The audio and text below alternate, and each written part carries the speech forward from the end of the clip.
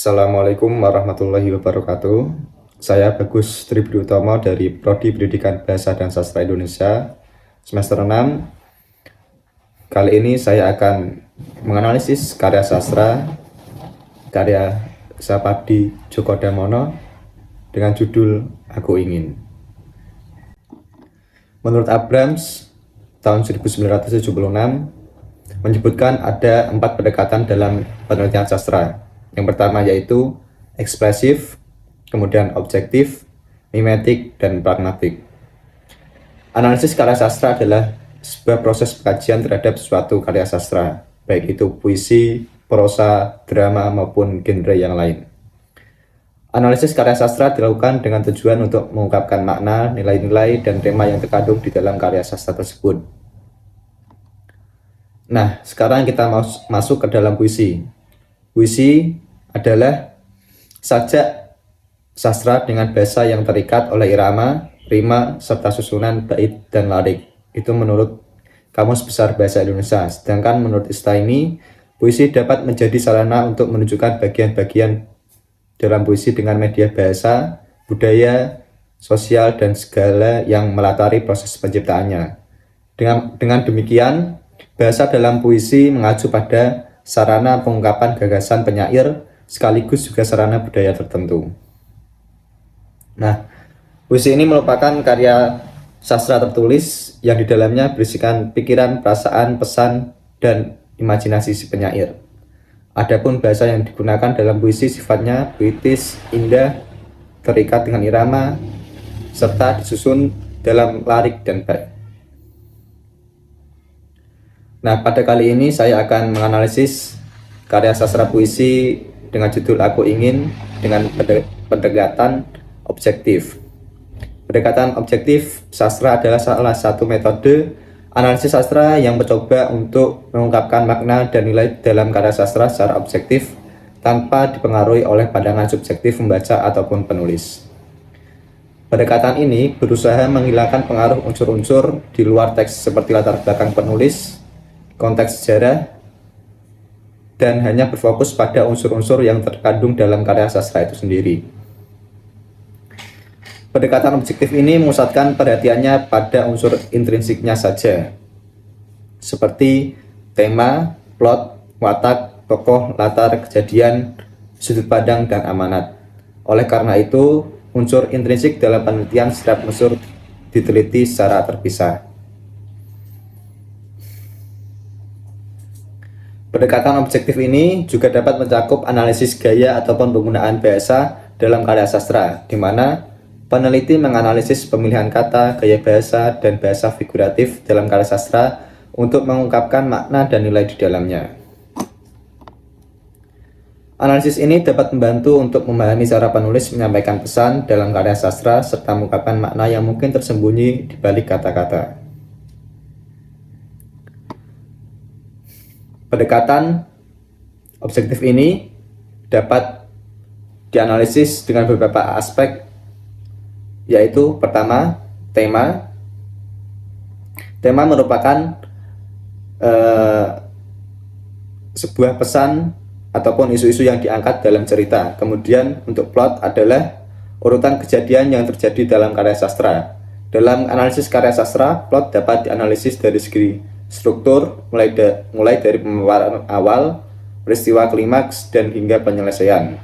Kemudian ada karakter. Karakter dalam karya sastra mengacu pada tokoh-tokoh yang ada di dalam cerita. Dalam analisis karya sastra, karakter dapat dianalisis dari segi sifat, konflik yang dialami, dan perubahan karakter yang terjadi. Kemudian selanjutnya yaitu gaya bahasa. Gaya bahasa adalah cara penulis menyampaikan cerita melalui penggunaan bahasa ataupun kata-kata. Dalam analisis karya sastra, gaya bahasa dapat dianalisis dari segi penggunaan kata-kata, diksi, metafora, dan gaya penulisan lainnya. Kemudian latar. Latar dalam karya sastra mengacu pada tempat dan waktu di mana cerita berlangsung. Latar juga bisa merujuk pada suasana ataupun tempat. Kemudian bentuk karya sastra dapat dianalisis dari segi jenis seperti puisi, prosa, drama, maupun genre lainnya. Analisis ini dapat membantu memahami keunikan dan kekhasan karya tersebut. Nah, dalam melakukan analisis karya sastra, penting untuk mempertimbangkan aspek-aspek di atas secara holistik dan terintegrasi, karena karya sastra bukanlah suatu unsur yang terpisah-pisah, melainkan sebuah kesatuan yang utuh dan saling terkait. Selanjutnya kita langsung masuk saja ke dalam analisis puisi Aku Ingin yang ditulis oleh Sapardi Djoko Darmono menggunakan pendekatan objektif. Hasil analisisnya adalah sebagai berikut.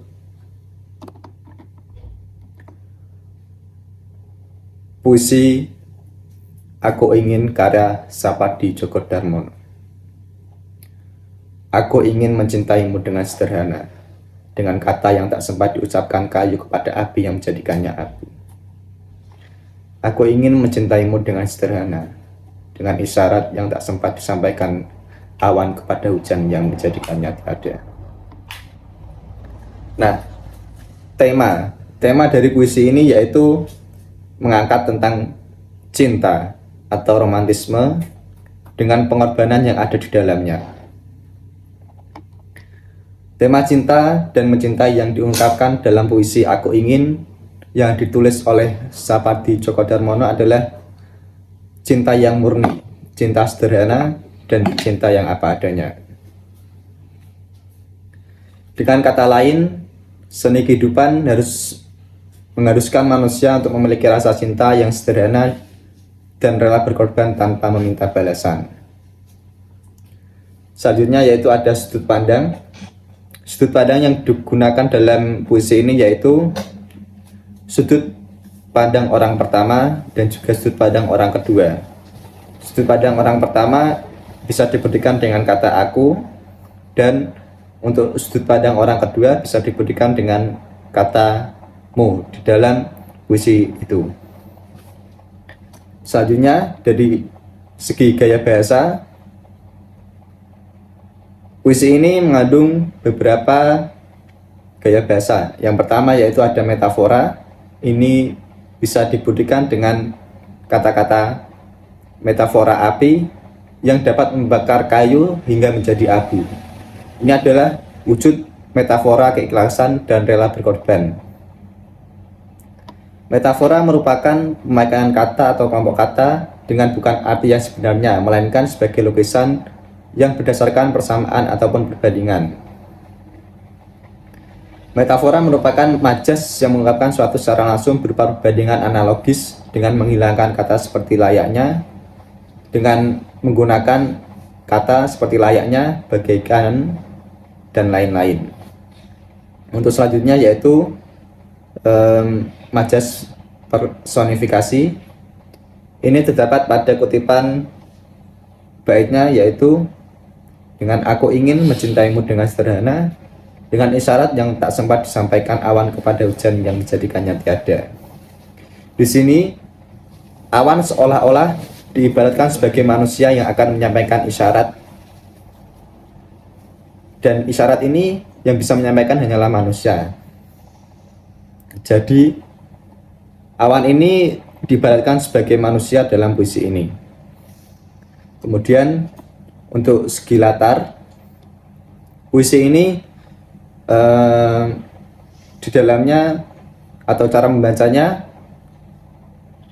menggunakan nada atau intonasi yang suasana syahdu, tidak menggebu-gebu ataupun bisa dengan sedih. Kemudian yang terakhir yaitu amanat.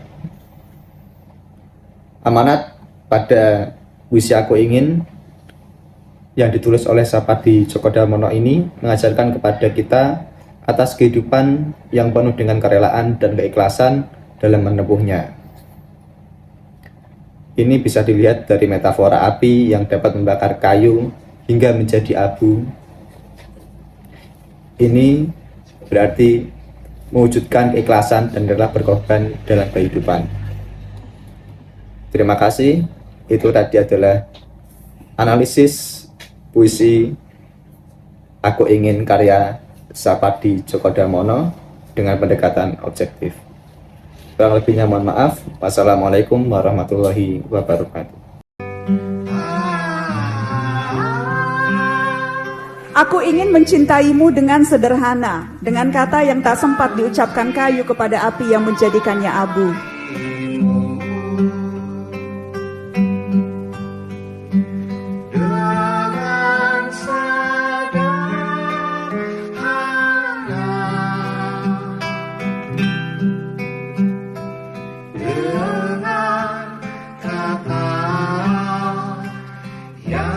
Aku ingin mencintaimu dengan sederhana, dengan isyarat yang tak sempat disampaikan awan kepada hujan yang menjadikannya tiada.